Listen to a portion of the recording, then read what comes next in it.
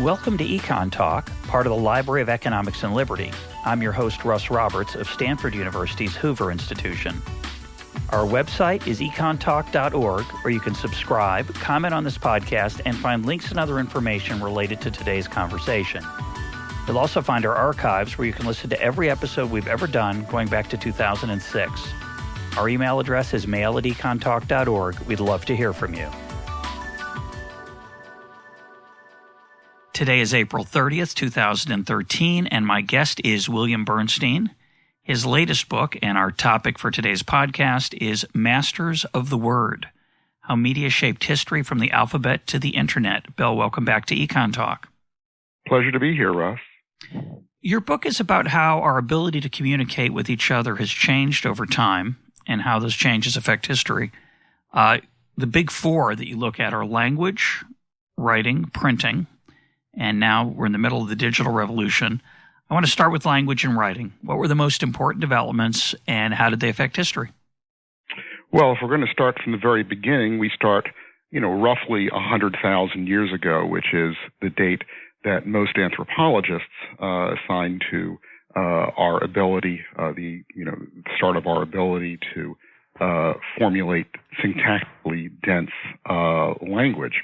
When Hume and Smith were noodling around in the last part of the 18th century about what made human beings unique, what they came up with was that if you put us down in a state of nature, we very quickly became a predator's lunch because we don't have big scary claws or teeth, we don't run very fast, we don't have protective coloration, and we can't fly. What we can do is we can communicate, and so cooperate. And of course, this explanation is the paragraph before the most famous one in the book about, the baker and the butcher, and it's not through their beneficence and so forth. Basically, our ability to communicate and cooperate defines our species. And when that's all that you can do, when the only method of communication you have is face-to-face with communication, you wind up with a very curious political and social structure, which tends to be very democratic, or relatively democratic, and fairly small. And we still see that today in some Aboriginal tribes and well into the modern period with pirate organizations as well.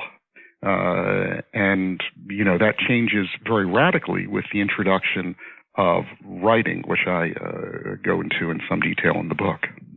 And the big breakthrough in writing, there's a couple of breakthroughs. There's some technological change about what we wrote on, and I'd like you to walk us through some of that because it's fascinating. For people who've always wanted to know what vellum is, this is your big chance, or papyrus. But part of it, what we learned was how to what to write on, but equally important, obviously, is what we wrote.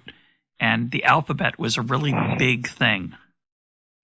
Yeah, well, I think it was Bronkowski who said that without writing, there's no civilization, and without civilization, there's no writing. But that's actually not strictly true, because writing, as we know it, was invented at a very specific place in a very specific time. The place was Uruk, which was a city in southern Mesopotamia, and the time was 3150 BC, and we know this fairly well from archaeological records. Now, the curious thing about Uruk was that it was already at that point a very large city. It had about 2 square miles, and it enclosed about several 100,000 people, which made it the largest city of its time for the next 3,000 years. And so the question is, how did it get to be that big if it didn't have writing? And the answer was it didn't have writing, but it had record keeping, which is how you organize societies. And the records that they used initially were these little clay tokens that were about a centimeter or two in size, tetrahedrons and spheres and cones. And they evolved through several stages into writing. I might add that the person who figured this out, a woman by the name of Nice Schmatt-Besserat, who is an archaeologist, her name really belongs up there with Watson and Crick and Darwin, but because of the vicissitudes of history, no one really knows her name. So that's how writing evolves. And the trick about this system the system that evolved from these tokens, the cuneiform system, was unbelievably complex. It consisted of about 1,000 characters, and its complexity derived from the fact that it was primarily a syllabography. It composed of syllables. And the problem with that is that there are several thousand possible syllables, but they only used 500 of them to keep things relatively simple. And so you needed a vast amount of training to figure out to tease out all the ambiguity. So, it's a system that took about 10 years to learn to use, which meant that only a very small upper crust of people could run them, the scribes. Now, we tend to think of a scribe as, this guy sitting on a street corner writing letters for people. But in fact, if you were a scribe in remote antiquity, you were the equivalent of a rocket scientist and a high-tech entrepreneur and an investment banker and a GS-15 all rolled up into one, because you determined the structure of society. You determined who worked, how much food that person got, where you, what kind of work you did. You had the power of life and death, to say nothing of this magic power of extracting words from clay tablets. And so that, basically defines a fairly despotic society where only a very small upper crust can communicate with each other. So take us through some of the changes that take place in the media. So how language was preserved.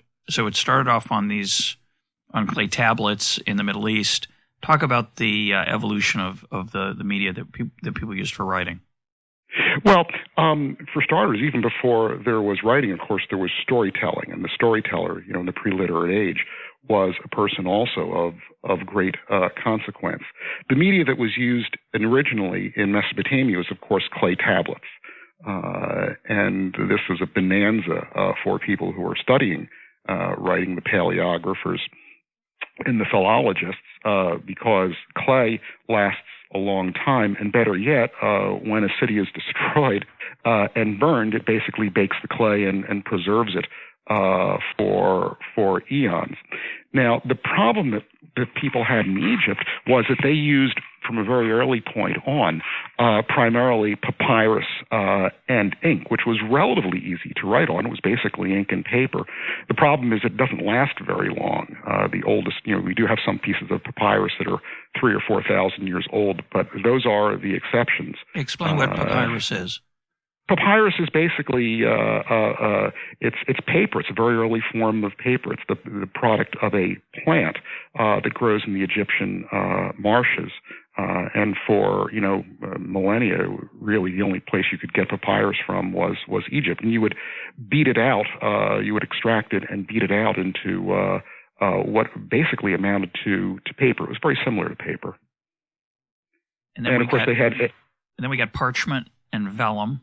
And then modern paper. What are the differences between those? Well, the really interesting thing about papyrus is that it doesn't last very, very long, and that Egypt was almost the sole source of it. And by the time you get to the Hellenistic Greek period, the great arms race of the time was intellectual. It was who was going to be the preserver of Plato and Aristotle and all the rest of them, and the great plays and the rest of the classics. And so what the people who ran the library at Alexandria decided was they were going to forbid exports of papyrus. Now, the great competing library at the time was the one in Pergamon in western Turkey.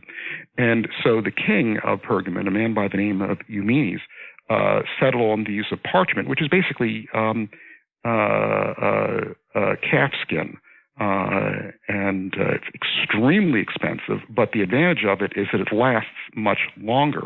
And so the joke was on the people who ran the library in Alexandria, because their material crumbled into nothing, whereas the parchment lasted a lot longer and got preserved through a very long and complicated daisy chain of events that led through the early Ottoman Empire, and then back into Europe during the Renaissance. And I'm sorry, since I promised the listeners, you have to say what vellum is. Oh, I'm sorry. Vellum is very similar to parchment, except it comes from stillborn calves. Or very young calves, so it's yet more expensive. And if you've never, you tend to think of parchment and vellum as being these thick skins. Vellum, in fact, is about almost as thin as paper, and it feels beautiful to the touch if you've never had the opportunity to handle it. And if you don't know where it's from. Yeah, and if you don't exactly know where it's from, yeah. So it's and the thing about for example, a Bible that was made from vellum or parchment might use basically an entire flock of sheep. Wow. So that would be expensive. Yes, very expensive. Now, the alphabet was quite a breakthrough because it simplified written language dramatically, and it allowed writing to be dramatically more accessible. And you argue that literacy and the expansion of access to writing was central to Athenian democracy. So explain why that is. Well, all right. So we start with this system in Egypt and in Mesopotamia, which, although they looked very different, hieroglyphics and cuneiform, internally they were nearly identical. They consisted of about 1,000 characters, and some of them were logograms, but most of them were syllabograms. They stood for syllables. Very, very hard to master. It took about 10 years. Okay, who had 10 years in those days, particularly at a point where life expectancy might not have been much more than 25 or 35 years. And the thing was that the Egyptian system did contain about 30 consonants, single consonants that were actually letters, but they were never used alone in the Egyptian system. And at some point, probably at a place in the western Sinai called Serabit el-Kadam, there was this turquoise mine where there were these Semites. They could have been Syrians, they could have been Canaanites, they might have been slaves, they might have been contract workers. Nobody really knows. But the Egyptians were their bosses. And somehow either they figured out on their own, or their Egyptian bosses showed them how to construct an alphabet consisting just of these 30 letters, these consonants, these phonemes. So it was a consonant-only system, and of course it evolved into Phoenician, which we tend to think of as the first alphabet. It wasn't. It also evolved into Aramaic and into ancient Hebrew and eventually into Arabic. And this system was much easier to learn. It still wasn't easy. It took about 4 years. And one of the ways we know this is if you've been to Hebrew school, you know that you really aren't able to read the vowelless script, which they have, in everyday use in Israel, until about the 4th grade. You need vowel points before then. So you get a script that people can very slowly start to diffuse literacy with. Ordinary people can learn how to use this. And we actually see some hints of this in the Old Testament of the Bible, where some of the prophets used their literacy to challenge the power of the king, particularly in Jeremiah. Now, the key players here, though, are the Phoenicians. The Phoenicians are great trading people. They spread trade goods and their culture throughout the entire Mediterranean. And around 750, they wind up in Greece. Now, the Greeks at this point are illiterate. The great epics came purely from the oral tradition. Homer didn't write the Iliad and the Odyssey. He was almost certainly just the first guy, if he was one person.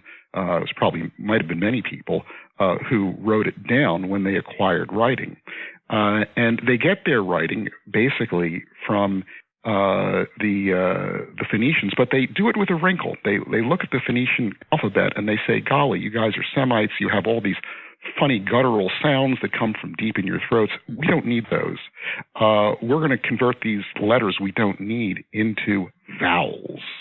And all of a sudden you have a system that can be learned by a clever 5-year-old. I mean, I have no doubt that there were, Athenian yuppies who were bragging to their next door neighbors about how, young Alexandros could read Euripides by age 4. And so you have a system that encourages mass literacy.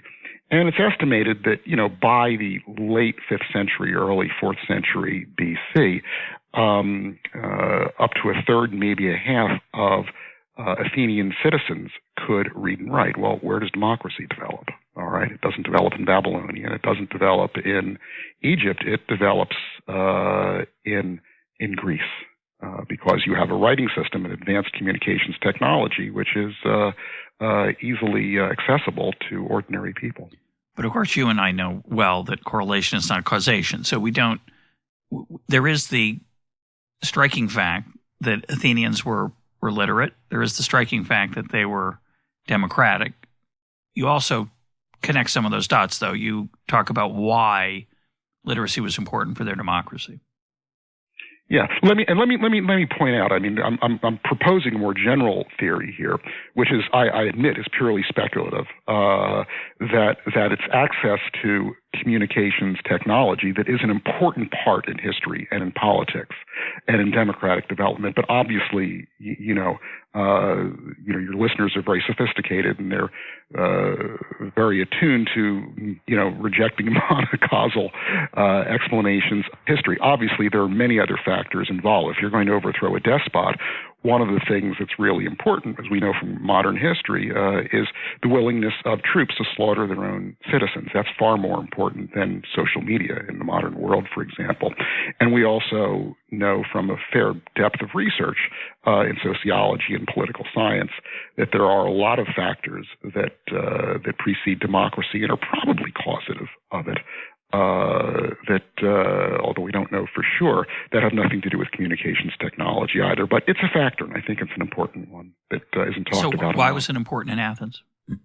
Well, it was important in Athens simply because you had a society in which not only was there no monopoly on communications and on organizing the society, because that's how you organized any city-state. I mean, you couldn't have large empires until you had communications technologies, writing that was adequate to the task. I mean, the first great empire was Sargon's empire around 2300 BC, and it probably took until that time for the Sumerian and Akkadian scripts to evolve to the point where they could transmit the kind of command and control you needed to run an empire and also to write down laws. One of the points I make in the book is that if you are illiterate, someone who is literate has a magical power, appears to you to have a magical power. And, of course, ruling elites exploited that to the hilt. Well, in a world where everyone can read and write, or literacy is universal, that magic disappears. That despotic tendency, I think, disappears. But there's also practical issues that you talk about. You've got to be able to read the legislation. You got to be able to share it with people. And right, it wasn't like the the Gettysburg Address where one man is speaking to a few thousand people. They pass stuff around, right? Yeah, they certainly did. Now, one of the things about Athenian democracy that tells you that there was a literate, empowered population that was running it was simply the way they chose their officers. All but a very small subset of key officers were chosen basically by lot. And you might have someone who was randomly chosen to be the head of state basically for the day.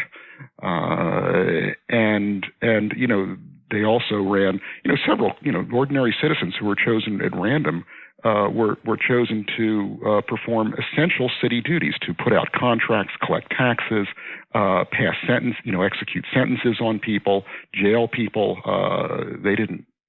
They weren't usually the ones who did it. They were directing slaves who did it.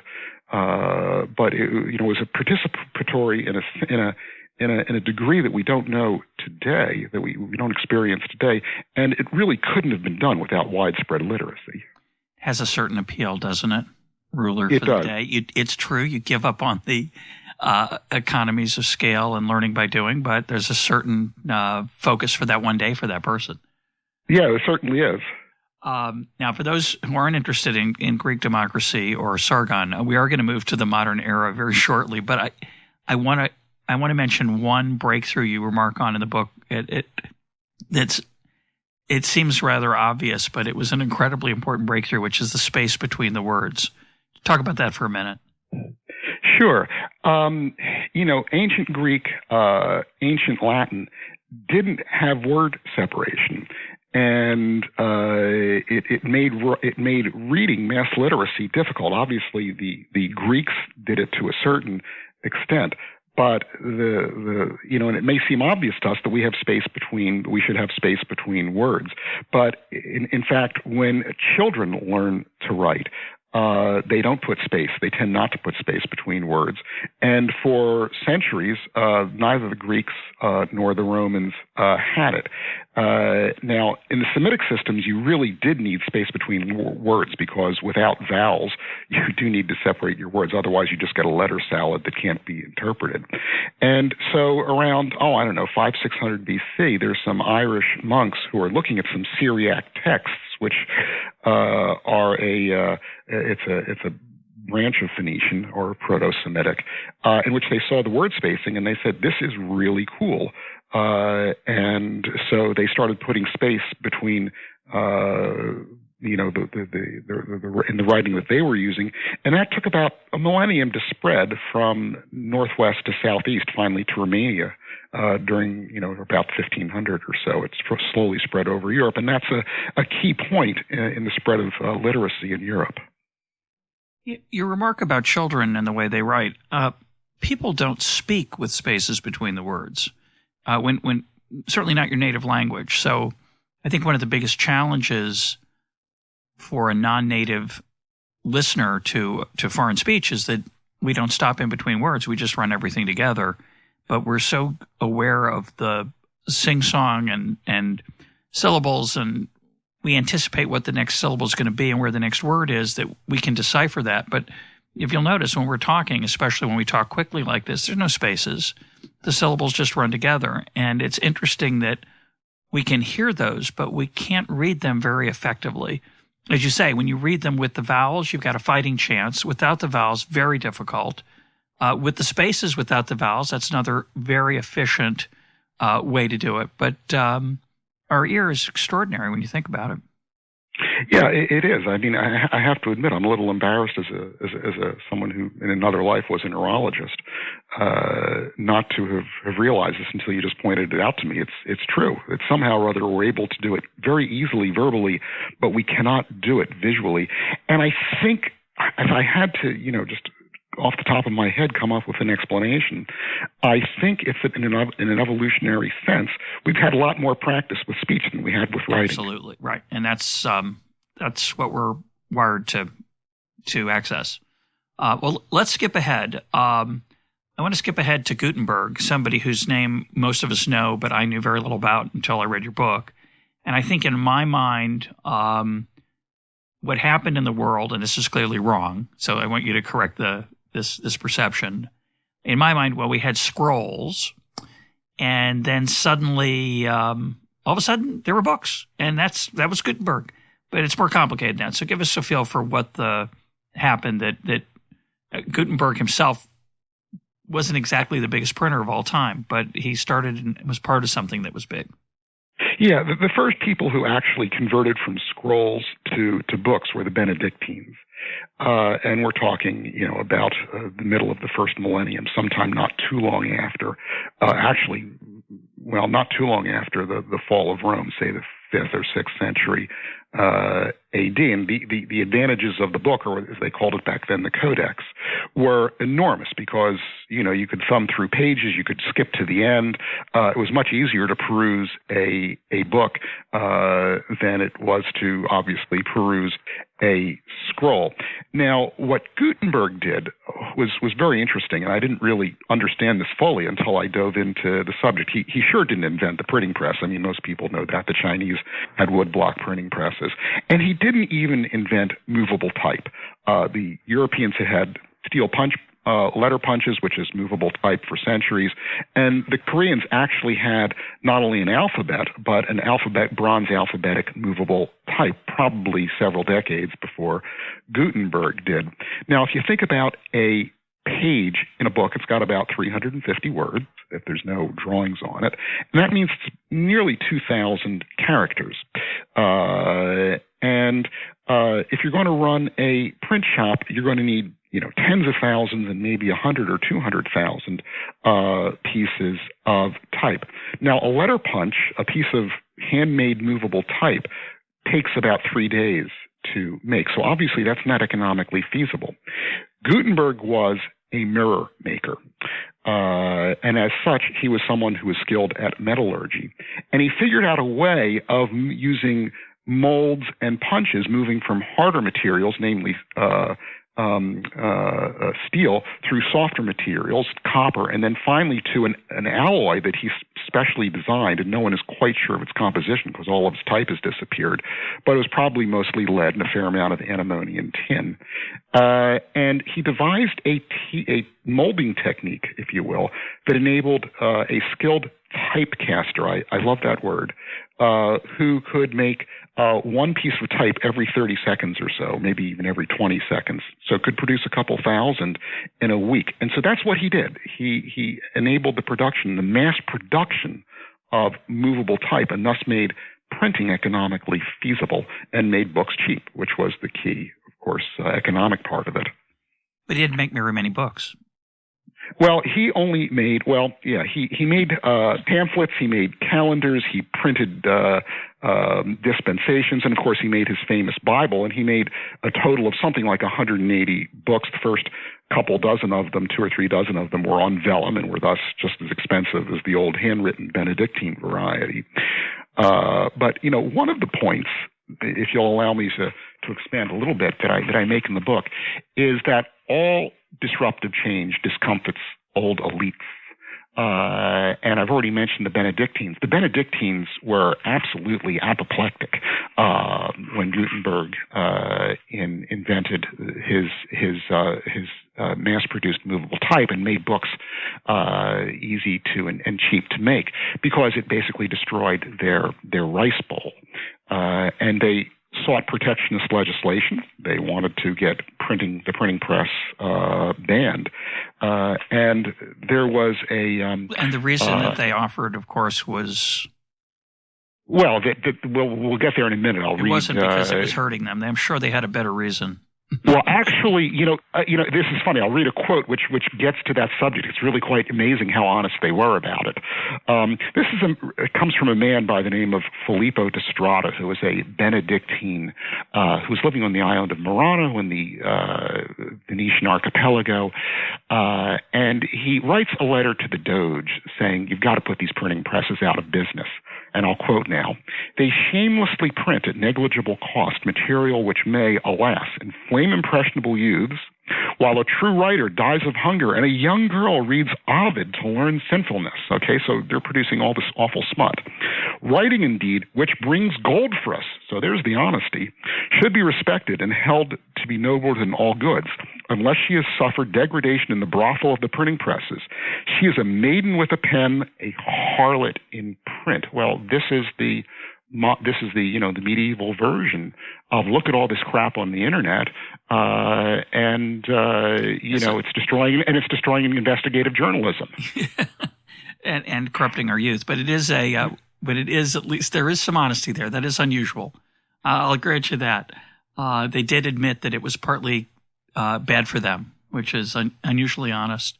So how did printing, though, which of course it starts off, it's not so revolutionary. One of the reasons it's not at first, as you point out, is that they're not printing what we would call modern fonts. They're printing in the calligraphy. They found a way to reproduce the calligraphy of Latin writing in books, which is not the prettiest or easiest thing to do. It took them a while to figure out there was a simpler and easier way to do that. But ultimately, as the price of recreating and creating printed materials fell, it had dramatic effects on the power structures you talk about, particularly the Catholic Church. Well, yeah. Now, the Benedictines, of course, weren't happy, but the Benedictines were part of a larger organization, and the church, also was very disturbed by this. If you think about what was the power of the church in the medieval period, it really wasn't that they had the power to make people's lives better, because, in Hobbes' famous phrase, life was solitary, poor, nasty, brutish, and short.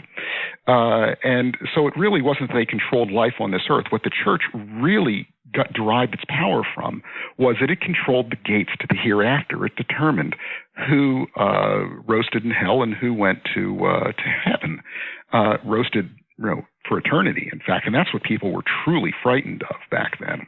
And the way that they maintained that monopoly was by maintaining a monopoly on the Bibles, not only on the production but also on the interpretation of the Bibles.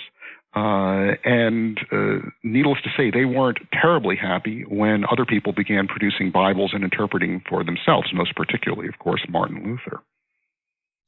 So let's jump ahead quite a bit.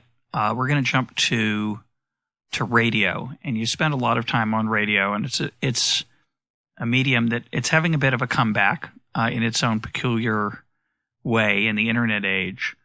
A lot of people thought it'd be dead. A lot of people thought it was going to be killed by television, that it thought it'd be killed by the internet, and it's surviving. But what you explore is how it came to be, which is really hard to understand and imagine for a non-technical person. The idea, what we're doing right now is similar. The idea that you could talk or sing or play music and someone could hear it wasn't possible for a long, long time. At first, it was mimicking Morse code and telegram and very basic signals. But once you got to that level where you could transmit words and music and other things, it had important political implications. So talk about why you make the claim, just rather extraordinary to me, but provocative and interesting, that radio played a major role in the totalitarian regimes of the mid-20th century. Well, all right. If you think about radio and television as well, I don't talk that much about television because I found radio so much more compelling than the story of radio. It's the classic low-access one-way medium. Yes, everybody can own a television or a radio receiver, but only a very few people can own broadcasting stations. And in Europe, it was really only the governments who ran them. In the United States, it was large corporations. So this is, at least in my paradigm, sort of the ultimate in despotic media, and it's also a very hypnotic one. And I actually put a little graph in the introduction, which is, plots based on, a political science database, the percent of despotic regimes in the world. And there was a very sharp uptick in 1920 with the advent of commercial radio broadcasting. Obviously, that's a piece of, correlative red meat for anybody who who wants to criticize statistical correlations. And obviously, there were other small, things that were involved, like the Treaty of Versailles and the Great Depression and the reparations that were involved in World War I. But I don't think it's a coincidence that both the Soviets and particularly the Nazis were able to use it to enormous advantage to control their populations. And even in the United States, Franklin Roosevelt was such a master of the technology and of the technique that he was the only president who got elected to 4 terms, and he was able to do that in very large part through his ability to communicate over this very hypnotic medium. I mean, this was a medium, after all, that was able to convince millions of people in 1938 that the Martians had landed. Correct. So talk about how and that was Orson Welles. Talk about how the Nazis used radio and then and the Soviets. And of course, there's a corollary in that the Soviets, they had widespread radio production, which came to bite them later. But start with how they used it to enhance their power. Well, we'll start in 1932 when the Nazis took power. There weren't a lot of radios in Germany, or for that matter, even a lot of radio stations. And Paul Joseph Goebbels immediately grasped its potential, and he ramped up production of a device called the Volksempfänger. Now, you've heard of the Volkswagen, the people's car, but the Volksempfänger, the people's receiver, was much, much more important. It was an inexpensive radio sold initially for about $20 US, and then they were able to cut that in half. And it was very specifically designed with population control in mind. It had no shortwave reception. It had very limited long wave and medium wave reception. So it was designed not to receive foreign broadcasts and only receive the local party broadcasts. And if that wasn't enough, there was a little red placard that came on these devices that said, if you listen to a foreign radio station, you will go to jail. If that wasn't enough, Goebbels appointed tens of thousands of radio wardens who made sure that when the Fuhrer or he were speaking, that people stopped what they were doing, whether they were at home or at work. And these radio wardens were also tasked with listening through walls to see if you were listening to a foreign radio station. If you did, you went to jail. They would burst into your home, and even if the radio was off and they saw the dial was pointed to a foreign radio station, you went to jail. And if you were so silly, so stupid as to listen to a foreign broadcast and talk to anybody else about it, you would be hung. So they understood very, very well the hypnotic power of radio, and I think it, in large part, was responsible for the way they were able to hypnotize their population. Now, Marx very famously lamented that he didn't want to see the revolution occurring first in Russia because he thought the Russians would foul it up. And we all know that they did. He was onto something. Yeah, but the way that the Russians fouled things up, it's not a story that people are very well aware of, which was that there really weren't a lot of radios in the Soviet Union until after Stalin died, because Stalin had wired the country with tens of millions of loudspeakers that were everywhere, and they didn't think they needed radio. But the commissars decided after Stalin was died that was an archaic system, and they should get into the modern era and use radio. And so through the genius of the command economy of central planning, they produced 50 million radios that had high-quality shortwave reception and, again, very poor long and medium wave reception. So they were basically designed not to receive local broadcasts, but to receive foreign broadcasts. Now, if you would ever listen to a Soviet radio broadcast 30 or 40 years ago, they were turgid. There was no news there. It was worse than listening to a deconstructionist poet.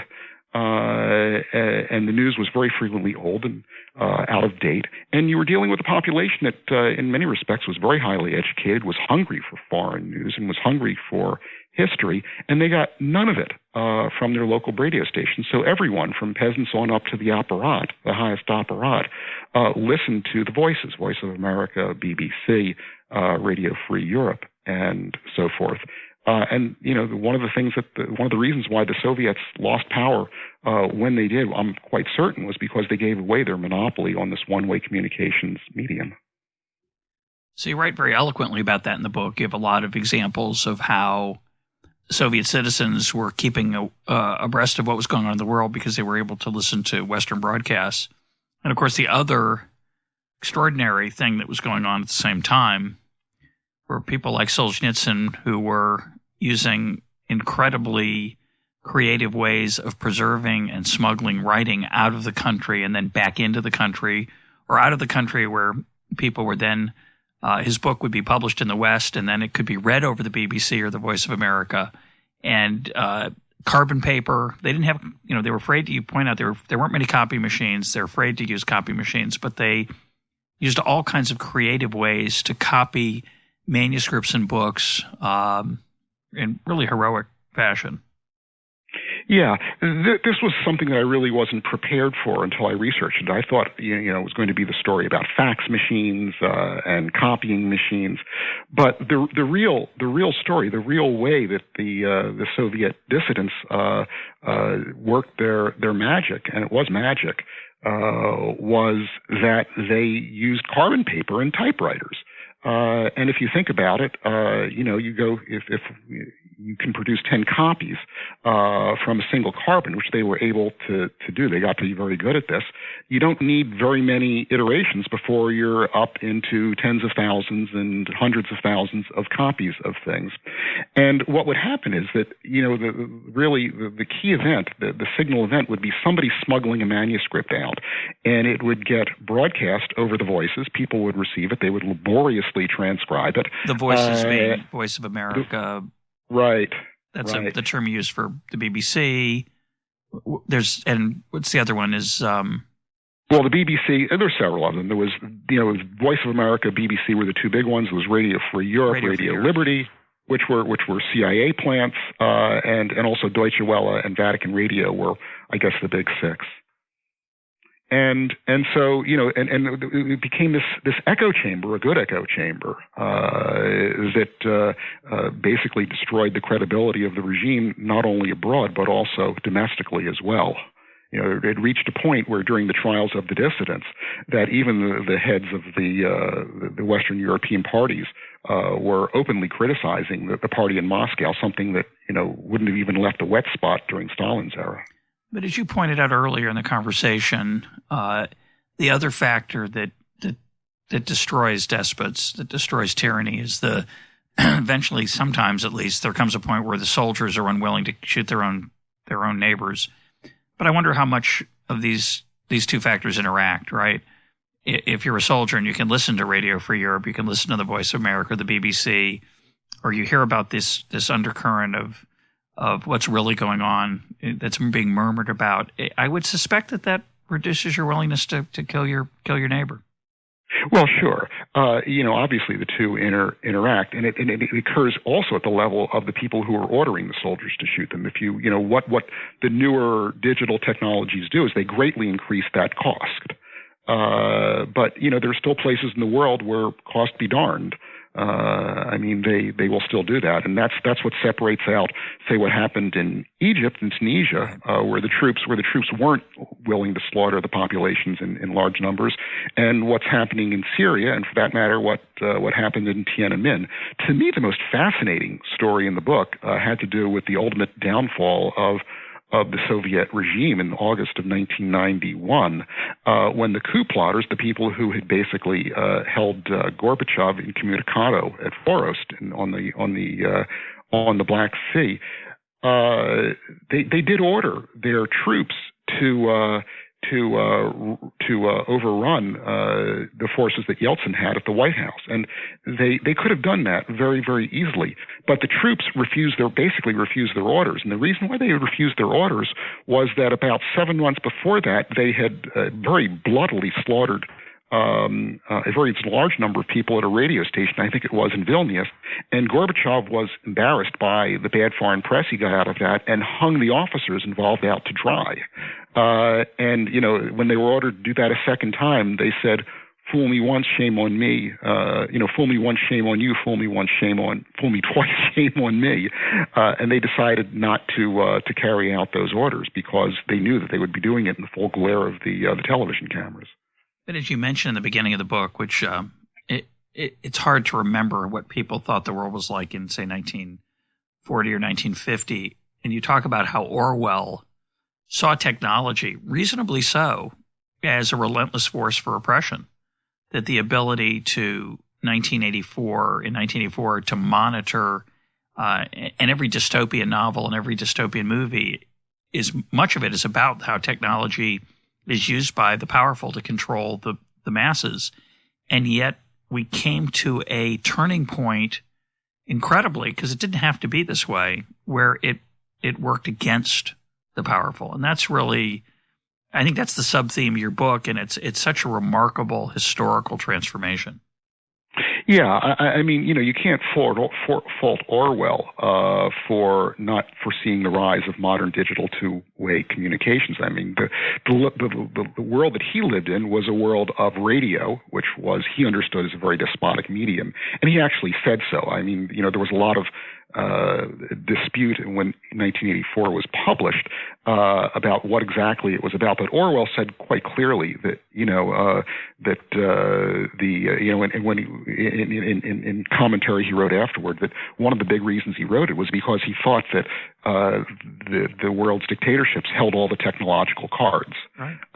And because these were very expensive, difficult to use technologies, but now they're available to everyone, and you can't all fault Orwell for failing to foresee that. No, I think everybody failed to foresee it. I think the trend seemed inexorable. The fact that it had a U shape or a V shape, or an inverted U, is quite surprising, and not obvious that it had to be that way.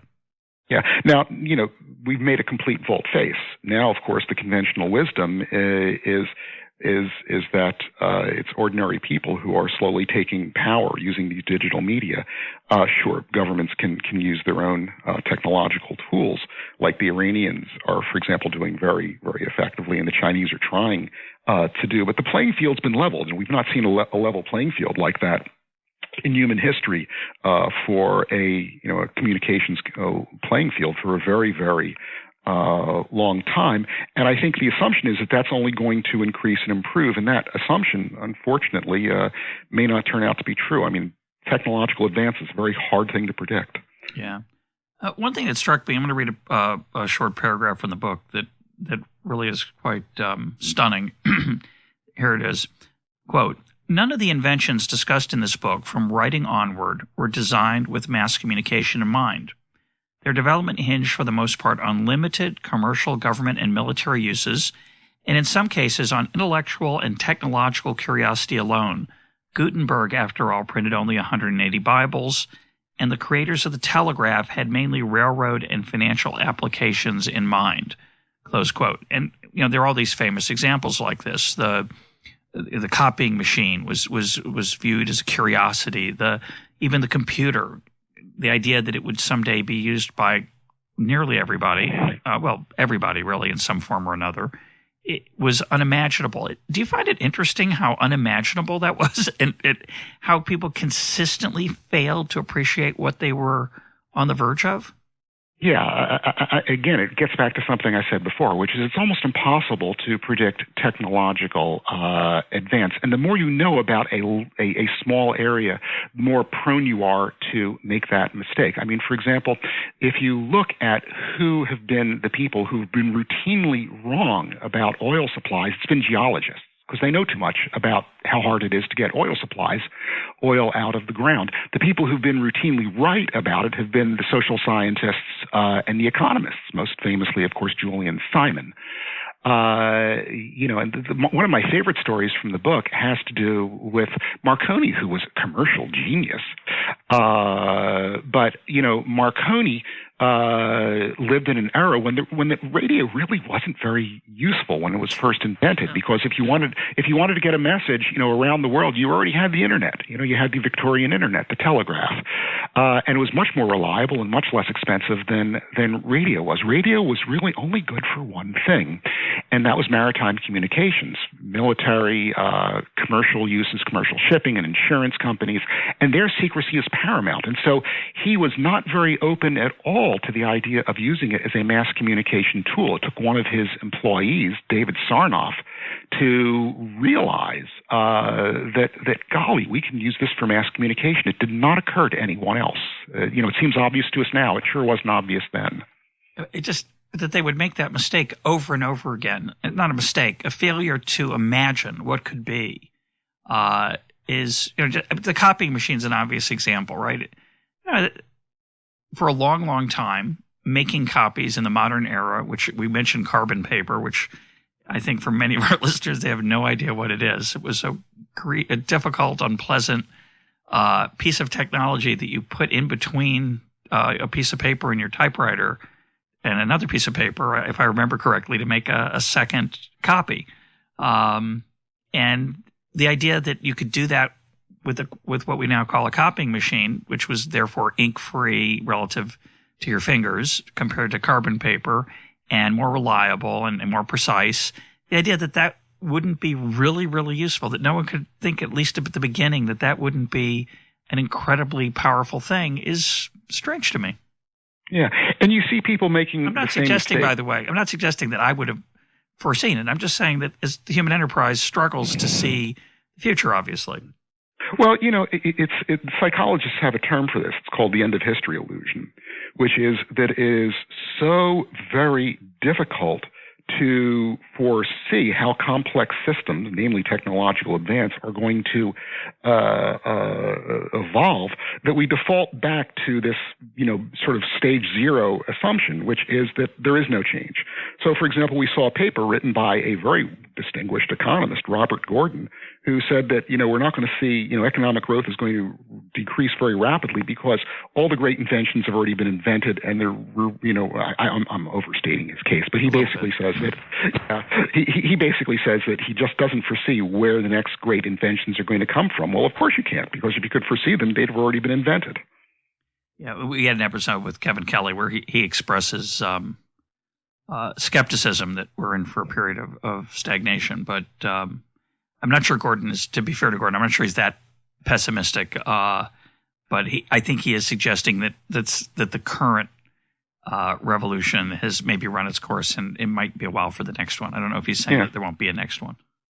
I'm not, on the other side of it, I don't really see much into, I'm not an enthusiast of the singularity. I think the truth is, one of the best assumptions you can always make is that things will continue to progress as they've always progressed, which is at 2% productivity growth per year. And I think if you're going to come up with a number that's much higher than that or much lower than that, I think the onus of proof is on you. I'm with you there. Let's turn now to the internet, and you have some things to say about the internet's effects on our communication style and skill and thinking. Some have argued that the internet is making us stupid, easily distracted, rewiring our brains. Your reaction? Yeah, I mean, this is just one more howl from threatened elites. And you can, with sort of things I've been describing in the past. It's a very familiar pattern. There are a large number of experiments that have been done by clinical psychologists that are almost designed to demonstrate how we can be distracted by this technology. The classic experiment basically has people, having to follow through information through a hypertext maze. Well, of course, if you have to follow information through a hypertext maze, you're going to get distracted, and you won't retain it as easily as if you, are presented it in linear fashion. But the funny thing is that that's not real life. The world rarely gives us the truth of a complex subject between two cardboard covers or on one web page. You have to follow a very complex, if you're going to do useful work, you're going to have to follow a very complex trail of information over some very, very complex webs and tangles. And so I don't think there's any question that the internet has made us more intellectually productive, and it certainly hasn't made us stupid.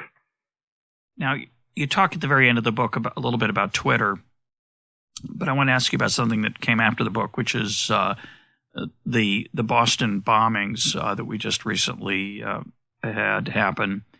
And I and at least one other person I've talked to, I haven't talked to many people about it, but I suspect we're not alone, noticed that we did not watch the news for keeping up with what was going on. We followed Twitter. Did you do that? Did you notice that phenomenon? You and I are not living in Iran. We're not living in Egypt, but it's interesting that this bizarre, strange 140-character system is having such an impact. Well, I have an admission to make, which is I don't tweet and I don't follow Twitter. I stay with the more ancient medium, just the version 1 and version 2 web. I use Google News. I use the conventional websites. I do occasionally get the odd hard newspaper. I certainly don't watch network news. I did follow the whole controversy of how Reddit, the whole story of how Reddit got things initially wrong. But there's it's part of a larger pattern of the web, which is the web very quickly, very, very, very frequently gets things wrong. But the corrective power of the web is quite remarkable. Yes, a lot of mistakes get made initially, but it's remarkable how blindingly quickly things get corrected. You're referring to the crowdsourcing of who the bombers were from photographs that fingered 3 people. Turned out not to be any of them. It's awkward and quite unpleasant for those 3 people, as it turned out. And the conventional news sources, didn't do a much better job either initially. There were a lot of mistakes made. Let's close talking about you. You are an interesting person. You are a physician, I think, by training. You confessed to that earlier in this conversation. You've written a set of very influential books on investing. You've written a set of very thoughtful works of economic history. I don't know what you call this book. It's economic history in some dimension, but it's more than that. It's an intellectual history. You're quite a polymath.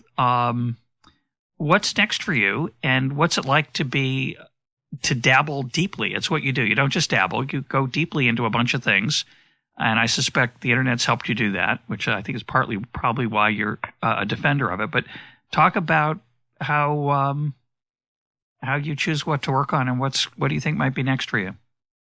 Well, I write right at the beginning of this book how I came to write it, which is that it came right out of my last book, which was A Splendid Exchange, which was a history of world trade, and the story of the repeal of the Corn Law in 1846 was just this, to me, a blindingly clear demonstration of how access to communications technology affects political structure. The Corn Laws didn't get repealed until the railroad came in and the penny post allowed ordinary people to communicate with each other. Before, only the wealthy could communicate and collaborate with each other.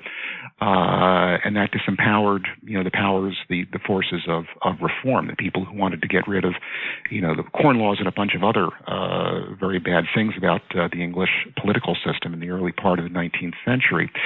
I tend to look at writing as a process that organizes my reading. It's interesting to just look at book reviews and talk to your friends and direct your reading according to that. But I find it much more satisfying to decide that I'm going to learn a great deal about a given subject that helps me understand the world, and along the way I might as well write a book about it. And that's sort of how I come to do this. I don't know what's next. I've got 5 or 6 ideas. We don't have the time to go through them. I guess if I'll talk about one idea, it's the idea that Philip Tetlock has popularized, that it's really the foxes who get things right, and not the hedgehogs. And we've wound up with a society that's run, unfortunately, by hedgehogs. Explain that. It's the Isaiah Berlin image. Yeah. Explain the fox and hedgehog metaphor. Yeah, there are a couple ways to interpret it, but the way Berlin interpreted it was that a hedgehog is someone who explains everything he or she sees in the world according to one grand overriding theory, and sort of forces the facts sometimes into that. Whereas the fox is someone who is really never quite willing to come to a definite conclusion about anything, and looks for whatever data he or she can find that bears on the subject, and often doesn't come to conclusions. And the key thing is that the foxes have better forecasting ability than the hedgehogs do. But what you see when you look at the highest levels of government is you see it's hedgehogs running things.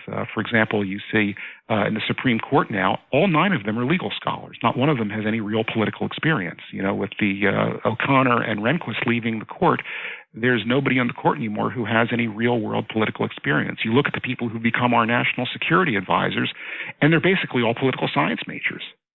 And by the time they got sucked into the system, they really had no significant military or diplomatic experience, and yet they wind up moving carrier groups around the world. Yeah, we do. We do have I think of that as more as a groupthink problem. You grow up in a particular environment.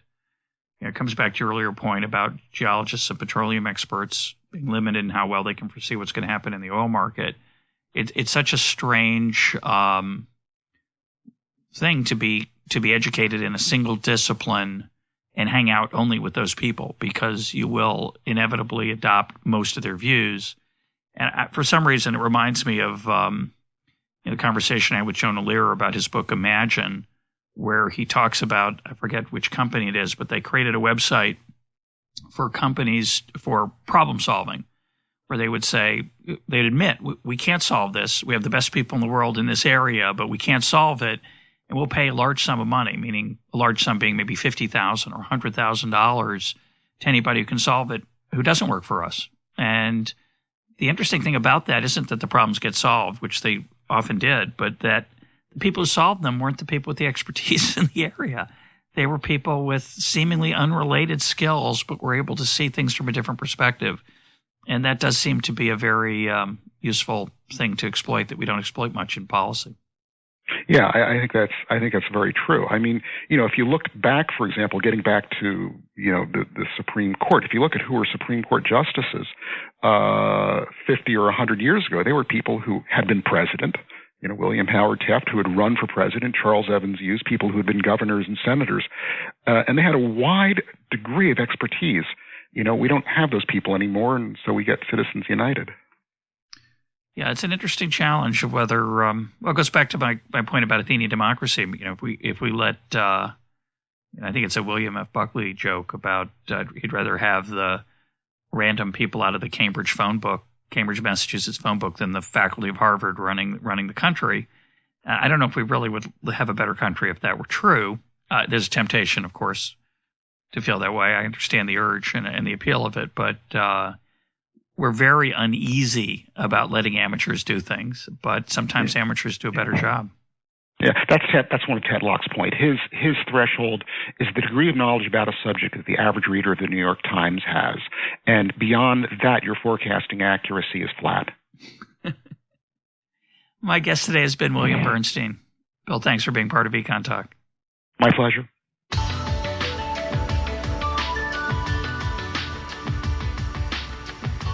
This is EconTalk, part of the Library of Economics and Liberty. For more EconTalk, go to econtalk.org, where you can also comment on today's podcast and find links and readings related to today's conversation. The sound engineer for EconTalk is Rich Goyette. I'm your host, Russ Roberts. Thanks for listening. Talk to you on Monday.